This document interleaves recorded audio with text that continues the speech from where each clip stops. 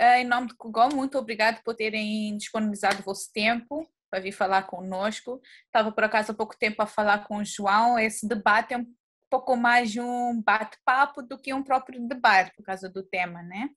Então, como havíamos falado, este ano o Kugoma vai fazer 3 debates e o vosso é, vamos dizer, o primeiro debate com o tema o cinema de Moçambique e Angola ontem e hoje, não é? Então, temos uns 5 perguntas bases, mas intercalando, dependendo das vossas respostas, claramente vou inserir umas outras aí, ver se levanta um bocado de poeira. Então, Gita, João, muito obrigado por terem vindo aqui. Só para começarmos, para que o nosso público vos conheça, para um público assim mais jovem, conta-nos um bocado como foi a vossa experiência, né, ao entrar na indústria de cinema nos vossos respectivos países e como que era o contexto geral naquela época. Acho que podemos começar talvez com o Gita, como acho que o nosso pessoal conhece o João já nos últimos anos. Então, Gita, se faz favor. Olha, eu entrei no cinema em 75, depois de pós-independência, na televisão popular de Angola, que teve, como Moçambique, também uma ajuda do Partido Comunista Francês, que nos trouxe o Antoine Bonfanti, o Bruno Noël, trouxe um jornalista, um cameraman, um engenheiro de som, para nos dar formação tanto aqui como em Moçambique. Eu entrei nessa altura porque não havia técnicos, e a partir daí, isto foi o princípio da minha carreira, né? Foi essa entrada, logo pós a independência, o que começamos a trabalhar, eu estava na televisão, fazíamos tudo em vídeo e em 35 e em 16 milímetros também, a preto e branco, na altura. Portanto, nós no departamento de cinema, que não era dos primeiros anos do que se fazia em Angola, do que é que seria o ano zero do país, todo o desenvolvimento, o começo do país, não é? Exatamente. Esse foi o meu princípio, com o Antoine Bonfanti nessa altura.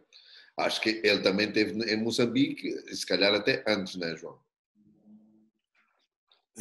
Não sei exatamente, sim, ou antes ou um pouco depois, mas mais ou menos na mesma altura, porque ele veio para a altura do início do Instituto de Cinema, e um ano depois, ou um ano e meio depois, eu não estava ainda no Instituto de Cinema, por isso não posso dizer exatamente a altura em que aconteceu. Yeah.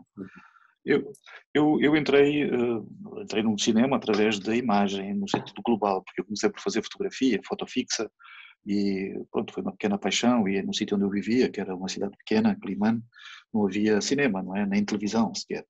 Então comecei por fazer foto fixa e depois, mais tarde, com o surgimento de algumas câmaras de vídeo na altura, comecei por fazer vídeo, comecei por fazer imagens já em movimento, e depois juntei-me à televisão de Moçambique como colaborador. A televisão de Moçambique não existia, na altura chamava-se a TVE, que era a televisão experimental de Moçambique, era um projeto de televisão para instalar essa televisão em Moçambique, e nos anos 80, portanto 84, penso, se não estou em erro, e nessa altura comecei por colaborar, fazer alguns apontamentos à distância, mandar umas imagens da província onde eu estava para Maputo, onde eles depois metiam na emissão normal, não é? Mais tarde juntei-me ao Instituto de Cinema, eu era professor e depois recebi um convite do Ministério da Informação, portanto na altura, para me juntar ao Instituto de Cinema. Na altura havia delegações provinciais do Instituto de Cinema, o INC tinha essas delegações, e começo como delegado provincial na Zambésia. A função principal era dar apoio à produção que acontecia esporadicamente na província, quando vinham as pessoas da sede, portanto, quando vinham fazer os documentários ou as notícias, o Cuxacanema na altura, o que se fazia no Instituto de Cinema, e também gerir as salas de cinema que havia nas províncias, a distribuição e a exibição de filmes, que havia bastantes, havia pelo menos na cidade de Climane havia 4 salas, e depois fora na província havia mais. E mais tarde, então, já em 87, desculpa, em 89, 88, 87, sim, 87, 88, vim para Maputo e comecei a trabalhar no Instituto de Cinema já, primeiro no arquivo no arquivo de imagem, depois na produção, apoiando os puxa-canemas da altura e os documentários que fazíamos. Tentámos fazer na altura uma longa para o Camilo Sousa, que era uma espécie de uma primeira longa depois de algum tempo, de já se ter feito o Tempo dos Leopardos, o Sopa do Norte, seria essa a longa a seguir. Infelizmente ela não foi para a frente, e depois fui estudar cinema para Cuba. Pronto, esta foi a minha entrada. Na altura, entrar no cinema era uma epopeia, porque pronto, não havia cinema independente, havia cinema que era feito pelos órgãos públicos, ou no caso o Instituto Nacional de Cinema. As obras eram de realização coletiva, não havia nomes, não era realizado por fulano ou por cicrano, eram filmes, documentários, peças realizadas pelo Instituto Nacional de Cinema.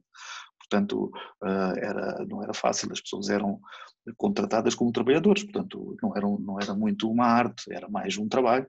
E claro que dentro desse grupo de pessoas havia aqueles que tinham inclinações mais próprias, com pontos de vista mais próprios, e que mais tarde se começaram a revelar e hoje são referências, não é? Mas foi por aí esse processo, portanto, que eu entrei.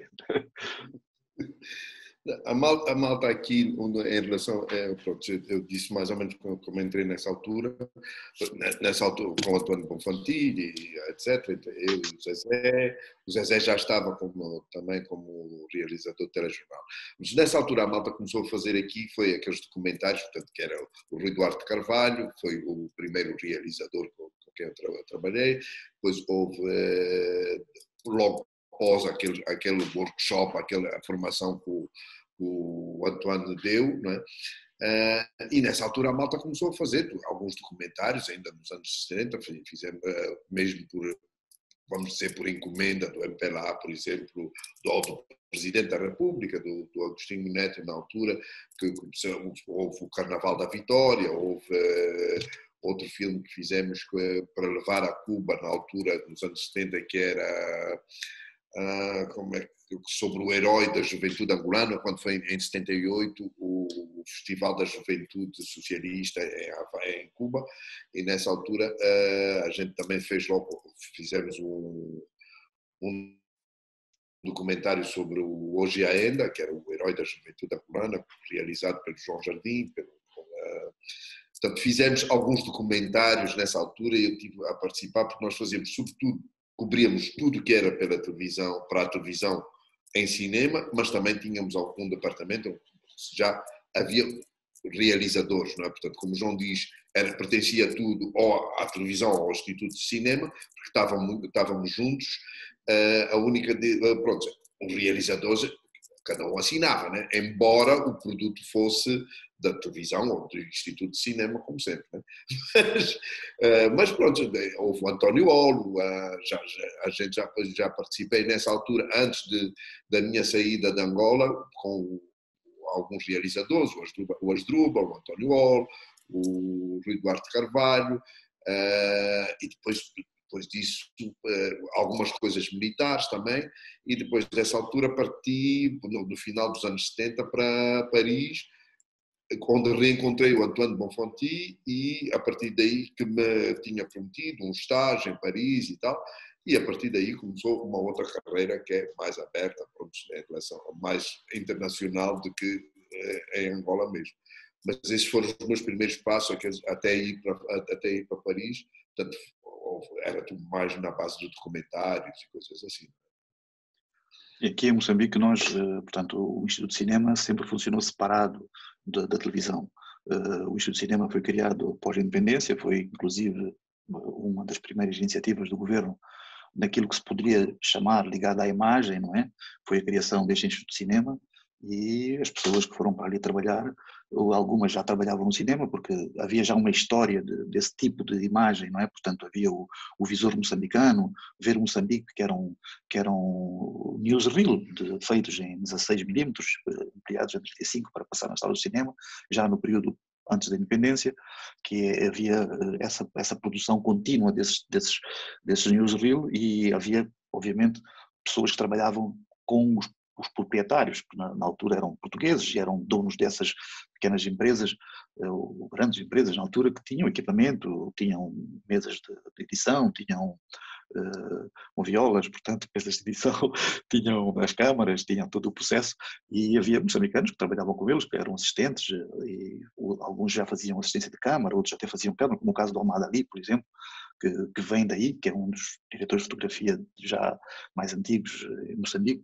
Ele vem daí e, como assistente de câmara que era, depois entrou no Instituto de Cinema já como operador de câmara, não é?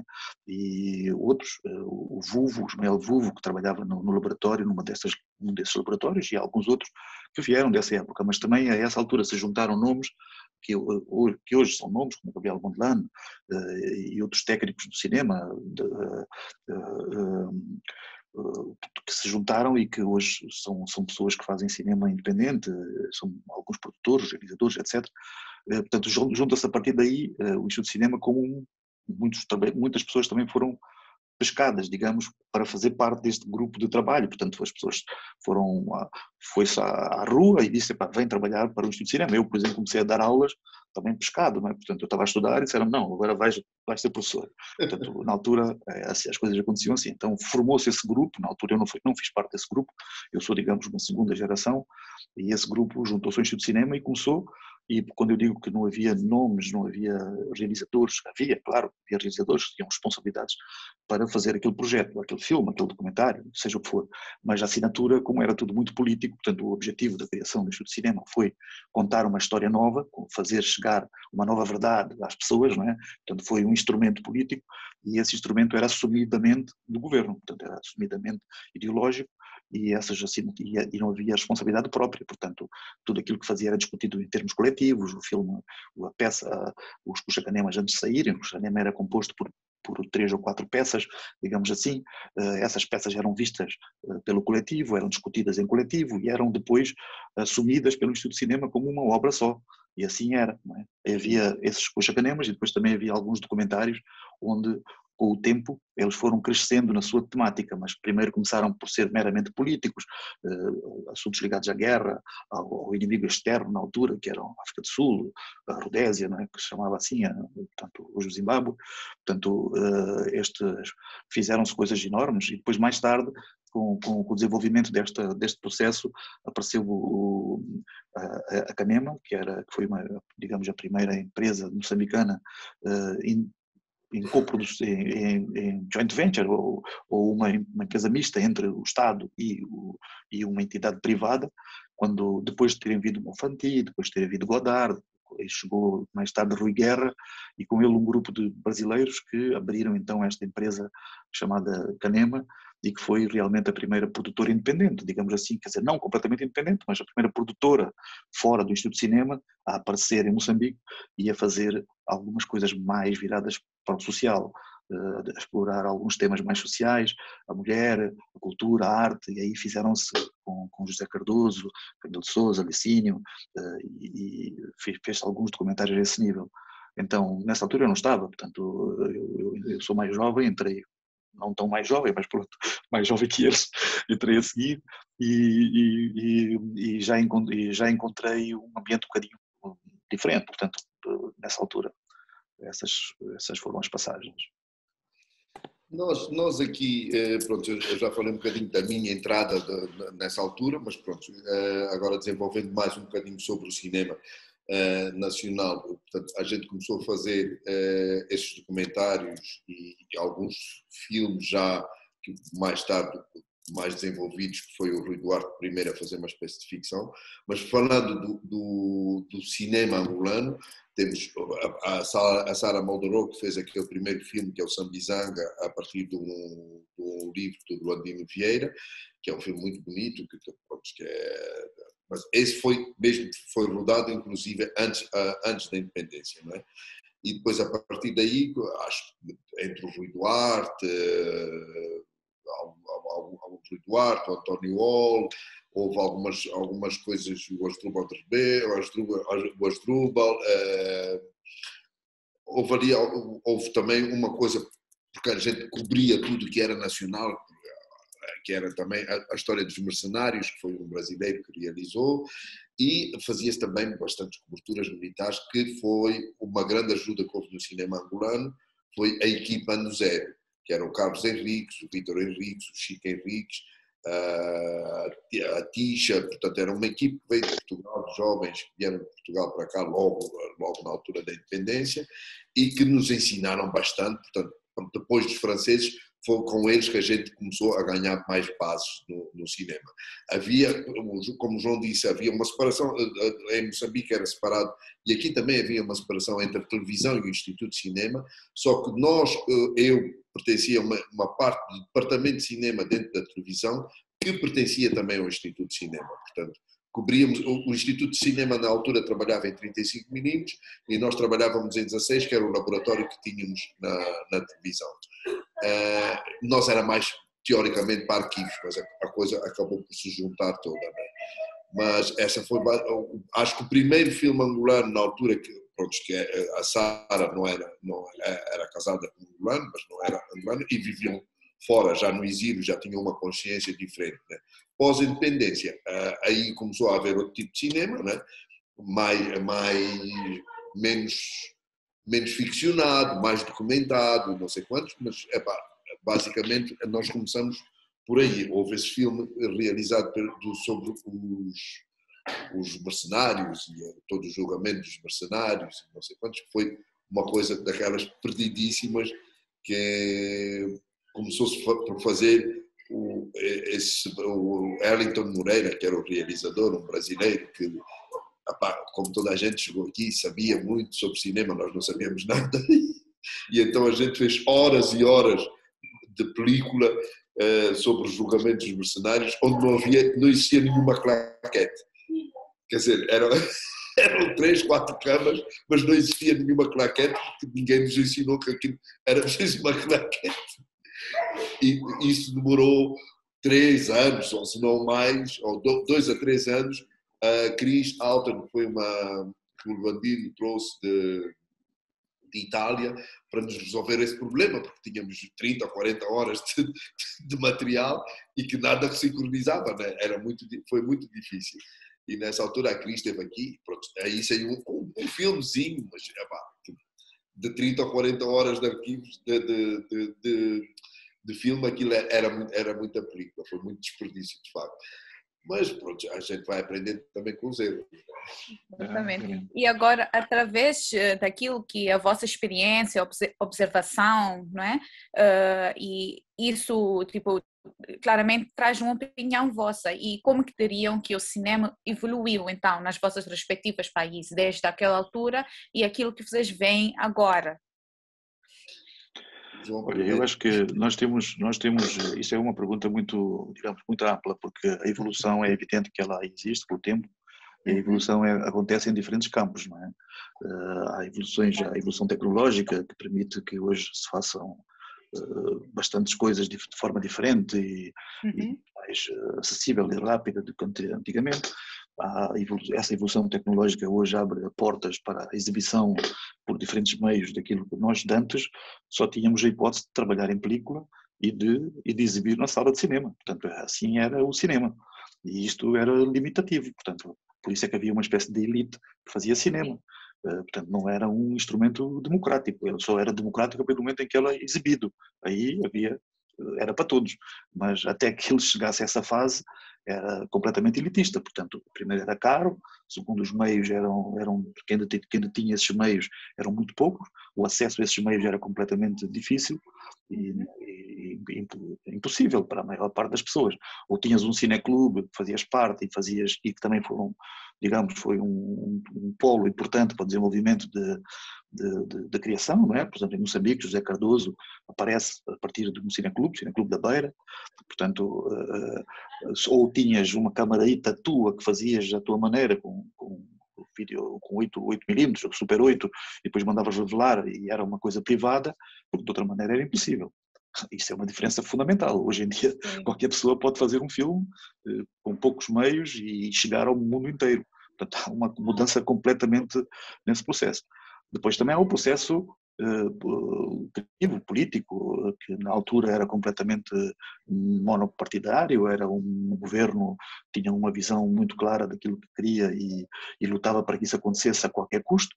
portanto não permitia outras opções, não permitia outras opiniões, portanto aquilo que tu criavas ou aquilo que tu poderias fazer tinha que estar dentro desse ambiente.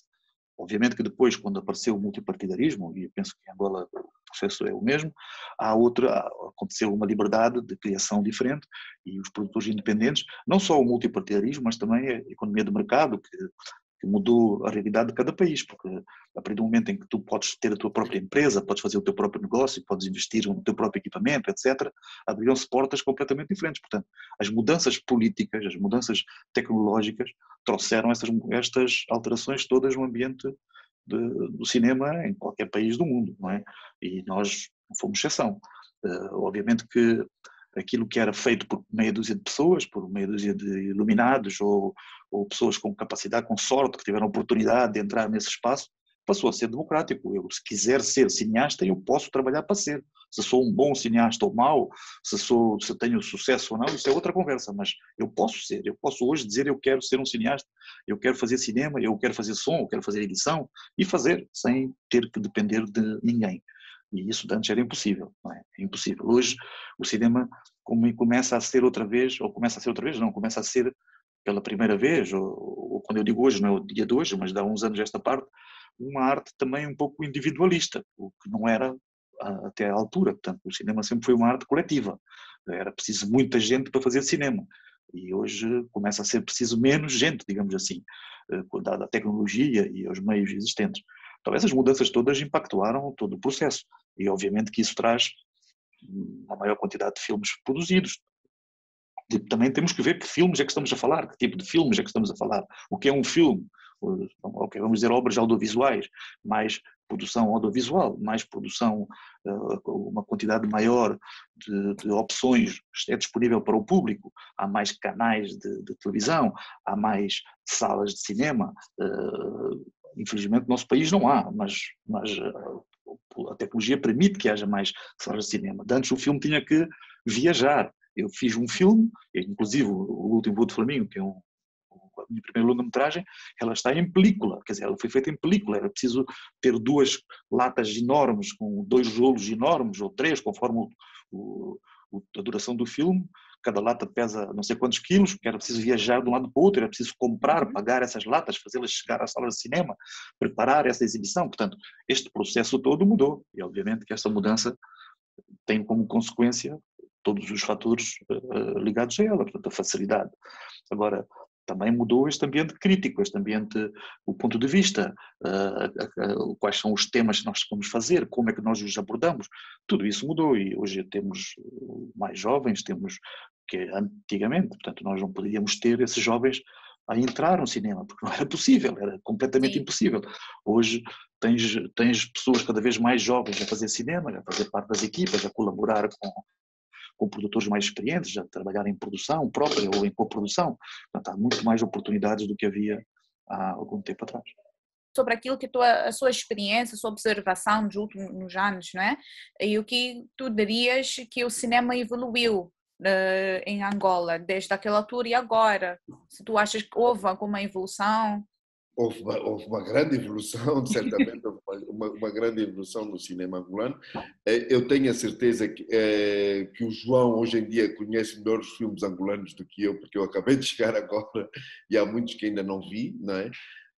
Ele tem acompanhado um bocadinho mais isso, portanto isto já é esta nova geração que existe, temos a geração 80, que tem feito coisas bastante boas. Eu não conheço muitos dos filmes, não é? A maior parte dos filmes, vi algumas coisas. Os filmes que eu tenho mais, pronto, eu lembro que durante o tempo que eu tive fora, fez poucas produções, a partir dos anos 80 fez bastantes coisas a nível de documentários e coisas assim, mas filmes para mostrar em cinema para a gente não houve assim grande coisa, não é? Até se voltar a fazer já nos anos 2000, o Comboio da Canhoca do Orlando Fortunato, o Herói do Zezé Gamboa e a Maria João Ganga que fez A Cidade Vazia. Pronto, isso foi um relançar, depois dos anos 80 veio um relançar.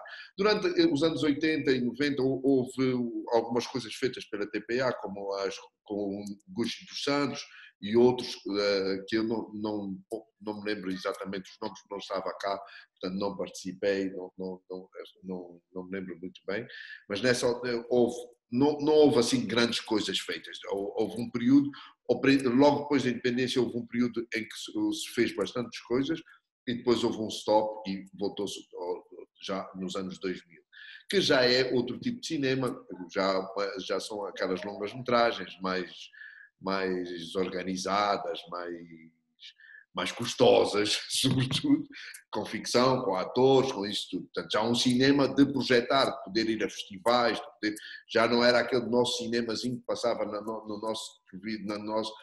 na TPA ou naqueles festivaizinhos pequeninos que quase ninguém via, né? Portanto, isso já passou a outra coisa. Hoje, eu estou a chegar esta semana de Moçambique, não é? Onde tive bastantes vezes e onde trabalhei muitas vezes com o João e com outros, né?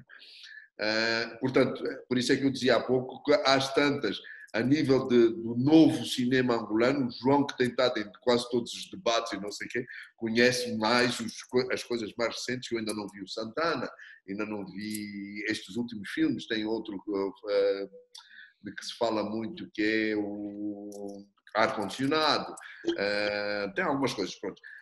Eu vi há uma evolução, podemos chamar cinema, juntar cinema à televisão, porque há uma evolução a nível de séries de televisão, não é? Houve agora, depois dos anos 2000, já nos anos 2000, houve umas séries de televisões, os quais, mas pronto, eu vou sair um bocado da junção cinema e televisão, não é?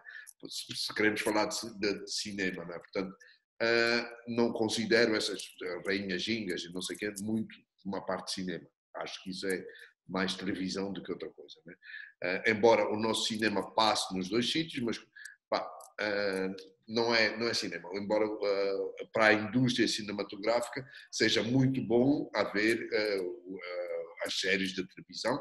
Tecnicamente são bons, cria técnicos, cria atores e desenvolve o cinema que a gente sonhou, que era aquele cinema do grande ecrã, não é? Que agora tem tendência a que a gente possa fazer com telefone.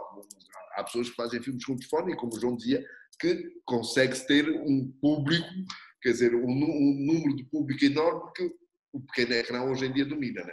Mas o grande sonho era sempre o grande ecrã, né? Fazer filmes que se pudesse ver nas salas, né? Eu acho que esse debate, eu acho que este aspecto do tamanho da imagem e de onde ver vai ser um eterno debate por enquanto. Nós somos uma geração onde só concebíamos o cinema nessas condições. Por exemplo, recentemente, já não me lembro, eu tenho uma memória, mas agora no Festival de Cannes, um dos realizadores atrasou a sua exibição do filme durante quase 2 anos por causa desta história da pandemia, porque não era possível ele fazer a estreia do filme em ecrã gigante, em sala. E ele dizia, o cinema é para ser visto em sala de cinema, por isso é que é cinema. Portanto, este debate, não é importante. Obviamente que eu repito sempre isto, mais do que uma vez já disse, para mim ir ao cinema é como fazer uma viagem, né? A pessoa tem que se preparar, comprar um bilhete, tem que sair, tem que ir para a estação, no caso, cortar o bilhete, entrar dentro desse meio de transporte, que é a sala, que é sentar-se, apertar o cinto, não o faz, não é? Em algumas salas até faz, que é para aquilo até tem movimento, então pode cair. Então, e começar essa viagem, né? Fecharem-se as cortinas, apagarem-se as luzes, porque há todo esse envolvente que é o cinema, porque isso é que é a magia de ir ao cinema, não é? Essa é que é a magia. Se eu estou em casa e apenas ligo a minha televisão, o meu cão a ladrar lá fora, com os carros a passarem, com a família à volta, a fazer barulho, etc., o normal, dentro de uma casa, obviamente que esse ambiente não se cria. Mas, pronto, temos uma outra geração que nunca foi ao cinema. Nunca foi ao cinema. Há cineastas, hoje, desta nova geração, digamos assim, desta última geração, que nunca foram ao cinema e se calhar nunca irão. Quando eu digo ir ao cinema, não é ir ver um filme, é ir à sala de cinema. Primeiro porque os nossos países, essas salas de cinema são inexistentes. Em Moçambique há 3 salas de cinema, há 3 locais para ver cinema, quer dizer, em sala, não há mais. Portanto, é impossível, é tipo uma missão impossível 5, 6 ou 7, digamos. Portanto, cada vez essa referência se vai mais afastando desta nova geração de cineastas. Portanto, nós também temos de deixar de ver isso como digamos, como um handicap. O cinema é a imagem em movimento, é o filme que é contado desta maneira, é a história que é contada desta maneira. Portanto, e cada vez se vê mais influência dessas grandes produtoras, como a Netflix, por exemplo, que houve esse grande debate, um filme, uma produção da Netflix pode ir aos Oscars ou não pode. Portanto, hoje em dia isso já não é mais um debate, é claro que pode, é claro que já ganhou. Portanto, este meio novo de distribuição veio mudar a forma como nós lidamos com esta arte. E, obviamente, que a experiência vai continuar a ser diferente e quem puder ir a um cinema logo irá constatar essa diferença, mas a essência, a história, a tecnologia, o meio com que ela é contada não mudou. Então, infelizmente, muitas pessoas não tiveram essa experiência, nem vão ter, como eu diria, porque, na minha opinião, é um handicap, é uma coisa negativa, né? Não ter essa experiência como cineasta. Faz parte, é como, não sei, é como, enfim, faz parte. Faz parte. E ver na sala de cinema, eu defendo isso, mas é um ponto perdido, quer dizer, não é um argumento hoje em dia mais. Portanto, a sala de cinema se transformou exatamente no local onde a gente está. A gente passa muito tempo a ir de um lado para o outro, passa muito tempo em transporte, passa muito tempo fora do seu espaço, passa tempo ligado ao computador e todos os meios hoje servem para ver esse cinema. E isso, mais uma vez, traz essa democratização da arte, porque nos permite a todos chegar lá. Quando tu disseste, por exemplo, que não conheces ou que estás menos informado sobre a produção aí, eu acho que nós vamos estar sempre menos informados, porque a quantidade de produção e o número de pessoas que faz é tão grande, mais uma vez é a contradição com o passado, porque o passado era uma elite. Havia os CAEB do cinema, havia o Festival do Cinema X ou Y. Hoje cada vez há mais festivais. É impossível uma pessoa seguir todos esses festivais e também é impossível dizer que só o Festival A e B é que é bom, portanto só ali é que eu tenho que seguir. As tendências vão se fazendo e a quantidade de produção que se faz, a quantidade de meios de exibição, de diferentes canais de exibição é tão grande que hoje é difícil nós falarmos destas entradas, o que é que se está a fazer, porque ninguém vai conseguir seguir tudo isso a não ser através de bases de dados e outro tipo de processos que nós, infelizmente, nos nossos países não temos, que é para onde a gente deveria estar a caminhar, era para ter esses registros, quem está a entrar, quem fez, o que é que o filme, qual é o filme, quanto tempo tem, onde é que foi exibido, qual é o tema. Ninguém está a fazer essa recolha. Os institutos são uma falácia, não é? Portanto, não existem teoricamente, não fazem aquilo que deviam fazer. E hoje, falar de novos cineastas ou falar de novos filmes é um pouco abstrato, porque nós só falamos daquilo que nos chega. E aquilo que nos chega, se calhar, é 1/10 ou 1/5 daquilo que é produzido. Agora, falando... Continua, Gida, faz favor. Eu não ia falar da distribuição, ia falar um bocadinho mais do nosso cinema, ou seja, qual a minha apreciação, pronto, a distribuição, como acabamos, o debate está, estamos dentro desse tema, a distribuição é uma coisa muito importante, né? E isso é muito difícil hoje em dia seguir, como o João já disse. Eu estava a ir buscar um bocadinho mais ao tipo de cinema que nós temos feito até aqui, portanto, entre aquela parte inicial que eram aqueles documentários, entre o que eu conheço um bocado também do cinema moçambicano, por exemplo, ainda nos anos 90, em 96, fiz um filme com o João em Maputo, que era O Olhar das Estrelas, e pronto, e tenho feito bastantes filmes também em Moçambique. Ao contrário, aqui fiz as longas-metragens, as primeiras, as do Zezé, do Orlando e tal, mas como em Moçambique também trabalhei imenso, como vocês sabem, né? Eu acho que Angola, Moçambique, embora mais pobre, com menos financiamentos e tudo, conseguiu fazer bastantes filmes e criar um estilo que foi o doc-ficção, não é? Coisa que em Angola... não vi, ainda até hoje não vi ninguém que tenha ido buscar Há algumas coisas agora recentes que eu não vejo, não é?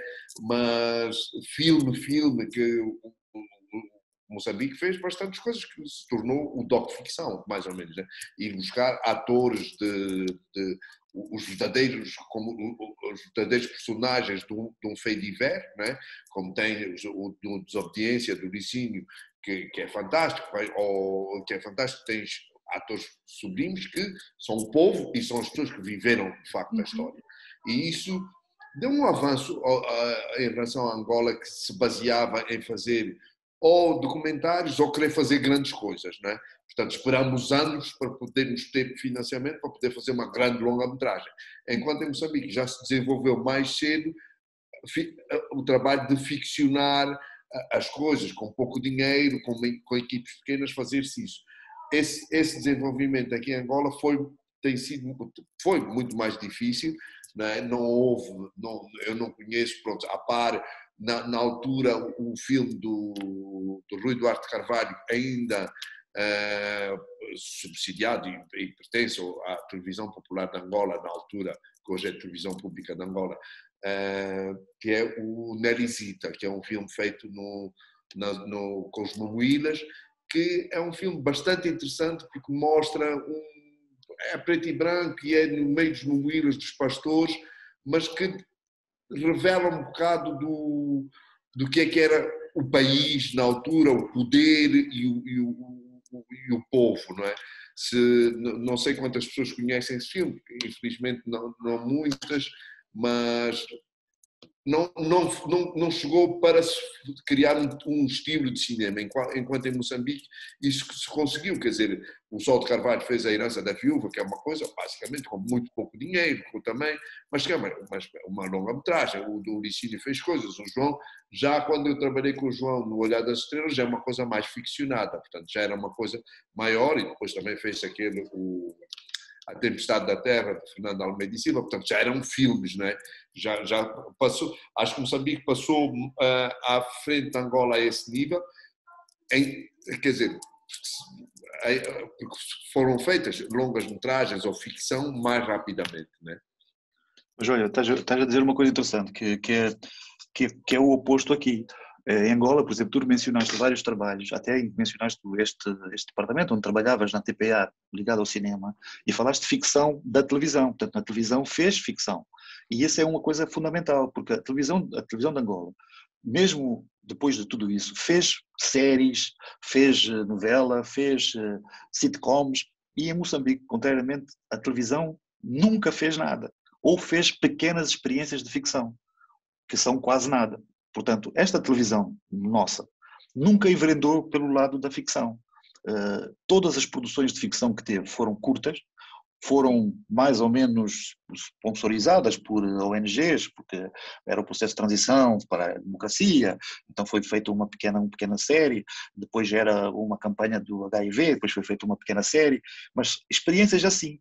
A maior experiência de ficção, digamos assim, foi uma sitcom chamada Sorriso, que durou muito tempo na televisão pública, e agora, recentemente, nos últimos anos, está a voltar a fazer-se, nos últimos 2, 3 anos para cá, uma espécie de entrada nesse mundo da ficção na televisão. Portanto, enquanto que nós começámos a fazer ficção em cinema nessa altura, em Angola estava-se a fazer ficção na televisão, portanto havia produção dessa ficção, digamos assim, nessa altura. E aqui não, portanto foi uma espécie de revés, era uma espécie de revés, não é? E sim, aqui este cinema de autor, digamos assim, de ficção ou não, porque esses documentários também tinham muito a ver com o ponto de vista de cada realizador.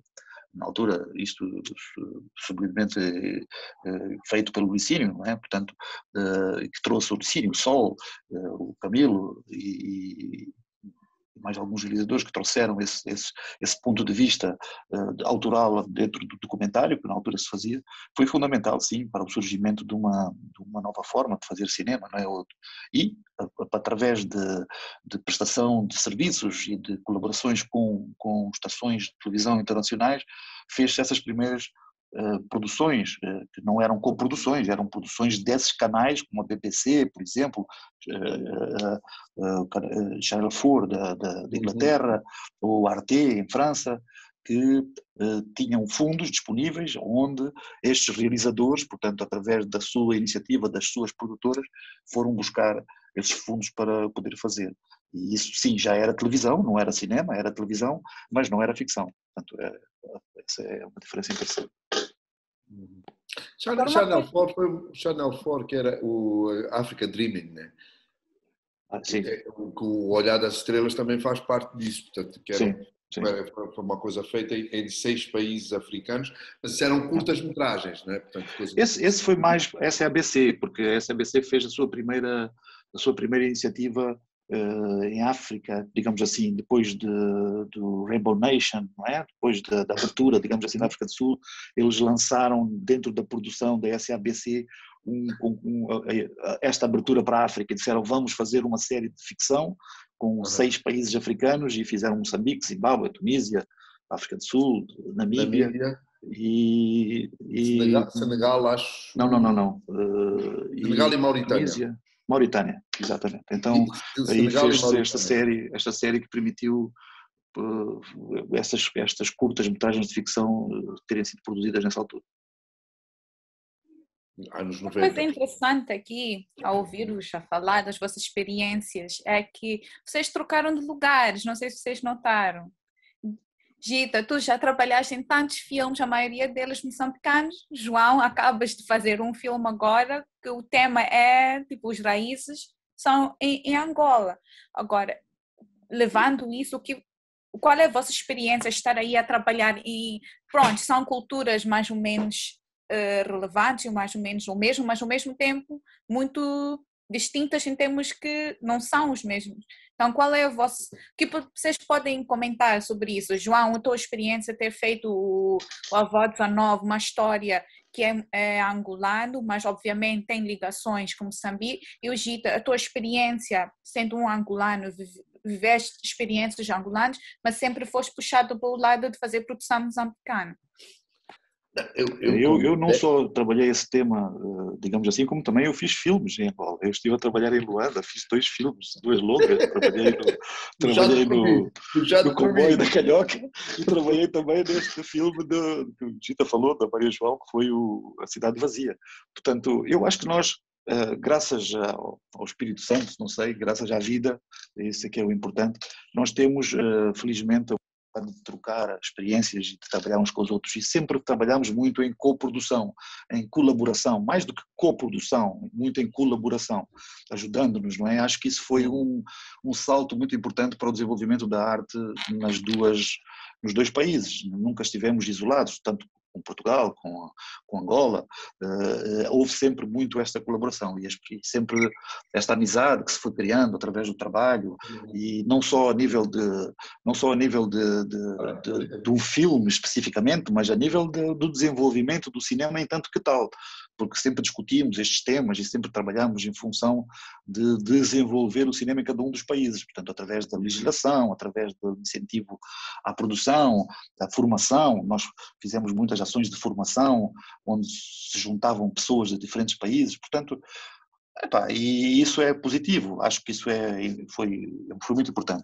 Agora, trabalhar indo diretamente à questão que colocas em relação ao filme, eu acho que o filme, a história do Avó 19 e o segredo soviético, é uma história que não é apenas uma história angolana, é uma história que se reproduz ou que tem cabimento também na nossa sociedade. Nós tivemos o mesmo processo sociopolítico, digamos assim, vivemos o mesmo tipo de enfrentamentos, de desafios políticos e sociais, falamos a mesma língua, temos muita similaridade em diversas coisas, portanto esse tema, e o cinema é uma coisa universal, quer dizer, os temas são universais, o amor, a guerra, a perda, a recuperação, o vencer, o superar, portanto são temas internacionais, são temas universais mais do que internacionais, e particularmente estes aqui que têm a ver com este passado de revolução, de independência, de transição, de falta de acesso da falta de liberdade, da falta de acesso ao produto básico, de dificuldades de acesso à educação, tudo isto tem muito a ver com todos nós. Portanto, eu não senti, enquanto estava a fazer esta história, que estava a trabalhar uma história angolana, ou especificamente de Angola. Não tive dificuldade nenhuma em trabalhar o tema e trazê-lo para esta realidade, porque, no fim, nós somos como se fôssemos a esse nível. Digo, nós somos muito diferentes, obviamente, cada um tem as suas características e temos as nossas especificidades, mas há muitas coisas coletivas que nós partilhamos e às vezes nem nos damos conta. Eu, do meu lado, tive a sorte de, sendo técnico, porque às tantas é um bocado diferente da parte do João, que é, sendo realizador é uma coisa, mas eu, como técnico, tive o privilégio de poder participar, tanto de um lado como do outro, não é? No cinema angolano e no cinema moçambicano. Isso, para mim, é uma grande vantagem, né? O facto de eu poder saltar de um lado para o outro e acompanhar de uma maneira ou de outra. Agora, a nível de realização, é óbvio que acabo por ter feito mais filmes em Moçambique do que em Angola, mas os filmes que eu fiz em Angola, portanto, os que hoje em dia, entre aspas, não são os mais importantes. Portanto, vamos considerar as longas metragens de ficção, eu fiz quase todas. Portanto, da Maria João, do Fortunato, do Zezé, os primeiros e os últimos. E agora, pronto, estes mais jovens não tenho tido, porque também não estou cá. Também diga-se que agora que acabo de chegar a Angola de volta, vou reenvolver-me outra vez com o cinema angolano. Mas, a nível de cinema, pronto, o que é que tenho feito cá? Eu dizia logo desde o princípio, estas últimas produções que se tem falado muito, eu, estando fora, não consegui ver por múltiplas razões. Estas últimas longas-metragens que se tem falado e que tem aparecido, uma na Netflix, que foi aquele do Santana, que é mais o pessoal que estudou fora, mas bom, isso pouco importa, são angolanos, né? E que fizeram, é bastante rodado na África do Sul, e depois tem... É um bocado mais confuso para mim, e eu não tive acesso para ver com calma e fico feliz de haver novas produções, não as conheço, são certamente diferentes de uma geração que eu participei mais, que é como a do João, é um outro tipo de cinema, é um cinema, às vezes mesmo para gente que não conhece salas de cinema, não é? Que é mais rápido, são planos mais rápidos, mais inclinados, todos diferentes, cada um deles é diferente. Eu agora estou curioso por vê-los e poder falar um dia destes outra vez sobre este novo tipo de cinema angolano que eu não vou começar a conhecer agora. Né? Isto que o Gito acabou de referir, eu penso que é uma coisa muito importante em termos de essa adaptação daquilo que nós fazemos ao mídia que nós estamos a usar. Portanto, acho que nós temos uma grande dificuldade, nós, esta geração um pouco mais antiga, digamos assim, temos uma certa dificuldade nesta adaptação, mas já há casos de muito sucesso dessa transição ter sido bem feita por realizadores internacionais e até mesmo aqui, em que há esse salto, não é? Portanto, tu acabaste de referir planos mais rápidos, planos inclinados, coisas mais fechadas. Exatamente, quer dizer, nós não podemos tentar ver ou fazer o cinema que se fazia para essa sala, que hoje vai ser replicado apenas em ecrã pequeno, por exemplo. Por isso há uma grande dicotomia entre o que nós queremos fazer e depois o resultado onde este produto irá ser exibido. Portanto, para aqueles que estão a começar a entrar na arte ou que estão já nesta fase, assim, era preciso ter isso em consideração, porque é bastante importante ter atenção ao meio, ao mídia, né, que vai ser exibido. Portanto, a própria composição sonora, a composição do quadro, até a própria história tem muito a ver com isto. Quer dizer, como é que eu passo isto para esta tela pequena? Como é que eu posso entrar numa realidade? Porque uma coisa é as pessoas virem à minha realidade, as pessoas saírem de sua casa e virem ter comigo ao cinema. Portanto, há uma atitude diferente do telespectador. Eu vou comprar um bilhete, eu vou sair de casa, eu vou para o cinema e vou ver aquele filme. E essas pessoas normalmente dificilmente saíam da sala ou dificilmente desistiam de ver um filme porque pagaram, porque quiseram ver, estudaram antes de ir, que filme é que vão ver, decidiram, havia uma oferta, vou ver este, vou ver aquele. Hoje em dia não, eu ligo a televisão e eu desisto daquele canal facilmente, eu desisto daquele filme, eu salto, vou para outra coisa, não gostei, pufa, vou para outra coisa, quero ver outra coisa, volto para este, vejo um bocadinho aqui, vejo um bocadinho ali. A forma de estar do telespectador, do espectador, é completamente diferente de ontem para hoje. Portanto, isso influencia bastante a forma como nós devemos realizar ou produzir os nossos trabalhos, tendo em conta essa realidade.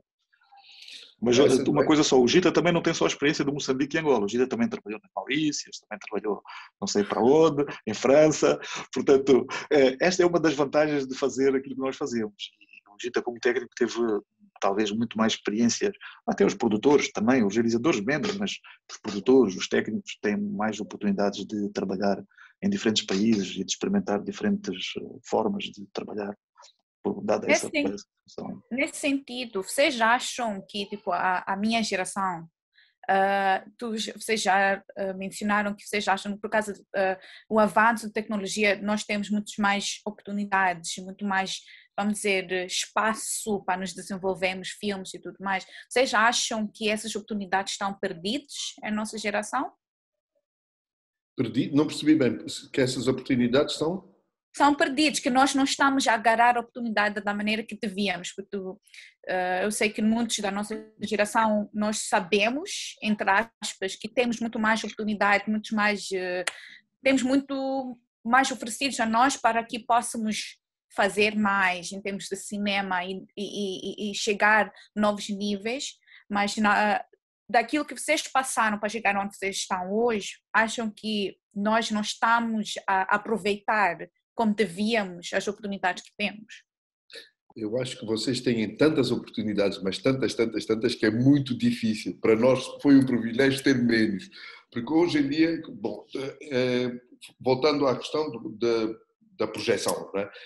É um facto, pronto, o João mencionou isso, eu mencionei, o João também falou, que é preciso ter cuidado quando a gente constrói um filme, quando a gente faz um filme, onde é que o vai projetar. Portanto, qual o meio que vai ser utilizado. O pequeno ecrã torna-se possivelmente mais fácil, porque no grande ecrã, uma câmara que mexe muito acaba por levar o espectador a sair da sala, por vezes mal disposto, né? O pequeno ecrã leva-vos a outra coisa, mas para além disso tem a questão técnica. Hoje em dia, com um telemóvel, com 2 telemóveis, consegue-se fazer um filme. Consegue-se difundir e muita gente vê. Portanto, vocês têm 10 vezes mais possibilidades de o fazer com pouco dinheiro, de agarrarem outras coisas, o que se vai tornar mais difícil para vocês desta nova geração. Porque agora só os muito fortes é que conseguirão sobressair mesmo, né? Eu acho que não há nós e vocês, porque sim. essa tecnologia está aí. A outra tecnologia vai deixar de existir. Portanto, há cada vez mais dificuldade em aceder a essa tecnologia, aceder à sala de cinema, digamos assim. Essa sala de cinema vai se calhar, ser a elite, porque a elite daquilo que se produz, porque ela já é condicionada pelo sucesso da bilheteira. Quer dizer, nenhum exibidor quer ter na sua sala um filme que não vai fazer a sala, que não vai encher, que não vai fazer as pessoas irem lá. Portanto, e para acontecer isso é preciso haver toda uma máquina, toda uma indústria que não só faz o filme, mas como também o põe na rua, o vende, não é? E nós não temos isso. Infelizmente, nos nossos países nós não temos isso. Nós não temos uma indústria, Nós temos produtores de cinema, ou temos realizadores de cinema, temos técnicos de cinema, temos atores de cinema, temos até filmes, até temos cinema, mas não temos uma indústria de cinema. E enquanto não tivermos uma indústria, nós não vamos conseguir impor nesse grande ecrã, nesses exibidores internacionais ligados a não sei que haja uma sala de arte, um cineclube, uma sala cultural, um centro cultural, tudo bem, mas aquilo que é o mainstream, nós não vamos entrar ali. Isto também acontece nas plataformas. Uma plataforma como a Netflix ou outra qualquer não está à espera de pôr um filme qualquer, quer um filme que tenha certos parâmetros para eles, que tenham certa qualidade, que tenha por aí fora. Agora, há todo o resto, e todo o resto é muito. Ok? Tudo o resto é muito. Se estão a perder oportunidades ou não, acho que sempre se vai perder oportunidades, não se consegue fazer sem experimentar. Mas como dizia o Gita, essa oportunidade tão grande que está aí de exibir, mete toda a gente na mesma bola, toda a gente no mesmo nível. E conseguir encontrar alguém para se ver, até eu se não tiver nada que fazer e ligo o YouTube, por exemplo, aparece uma vasta leque de opções. Eu perco mais tempo a procurar o que ver do que a ver. Porque a pessoa vai andando para frente e para trás e para de meia hora no meio daquelas opções todas para ver alguma coisa. E quando vai ver, se calhar já não tem tempo para ver. Vai ver e depois desliga. Portanto, tens esse handicap, ok?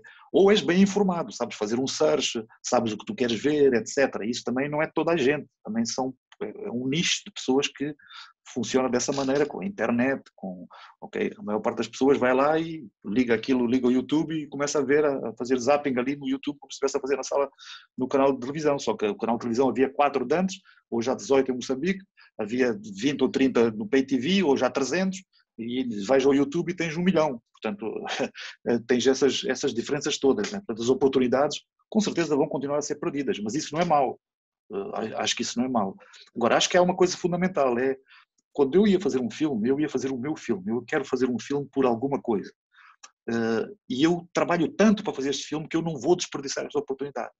Hoje esse sentido já não é o mesmo, hoje é fácil fazer. Então eu posso desperdiçar a oportunidade porque eu faço outro a seguir, por exemplo.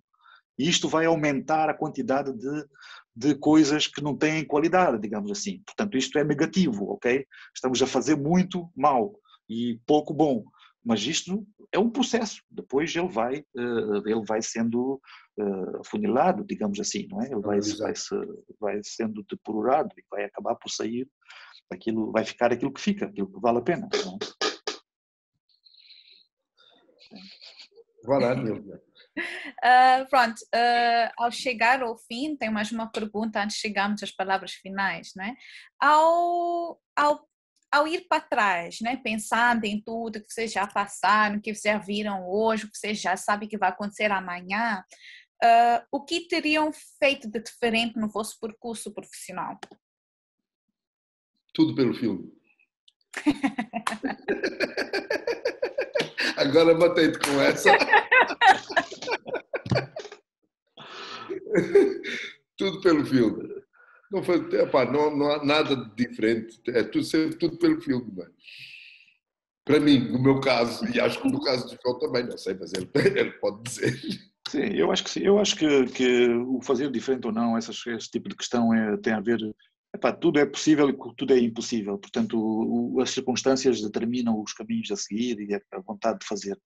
Essa vontade é a mesma, portanto, descobrir, experimentar, tentar falhar, fazer coisas diferentes, é isso, é fazer tudo pelo teu projeto, pelo teu filme, pela ideia que tu tens. Nada, o diferente é a tecnologia, é oportunidades que te aparecem de outra maneira, é teres mais recursos, mais dinheiro, mais pessoas perto, longe, mas de diferente não faria nada, continuaria a acreditar naquilo que gosto e a fazer aquilo que quero e tudo pelo filme, exatamente. Há mais alguma outra consideração que vocês querem incluir aqui? Vamos fechar para o nosso público do Kigoma 2021. Tudo pelo cinema, viva o cinema, né? Tudo pelo filme, essa é uma entre nós, né? Mas tudo pelo cinema. Sim, é uma mais frase debates, muito... vamos tentar haver mais debates. Eu e o João, normalmente, ao sábado e ao domingo, costumamos tomar café juntos e falamos de outras coisas. Agora estamos a falar aqui no Zoom e hoje é sábado, né? É verdade. É o nosso cafezinho.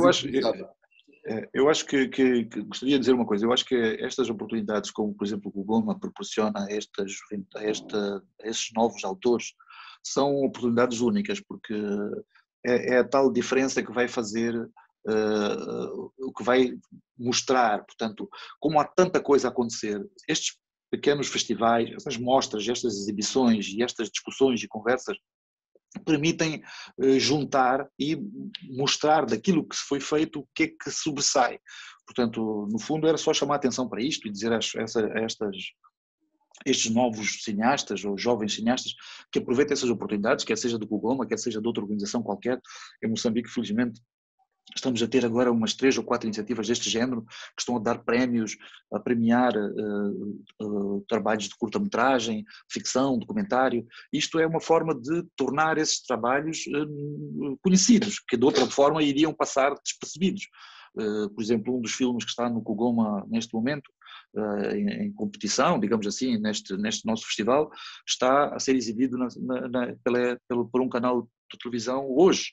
Portanto, estas parcerias, digamos assim, que estas organizações conseguem, trazem a diferença para estes cineastas e faz-lhes sobressair num mar que é tão grande e onde todos navegamos, não é? Todos, porque eu estou a navegar ao lado deles, portanto, daí eu dizer que já não há eles e não há nós, estamos todos ao mesmo nível. Exatamente. Portanto, e isto vai permitir que apareçam mais nomes, mais pessoas, mais filmes e que sejam vistos de outra maneira.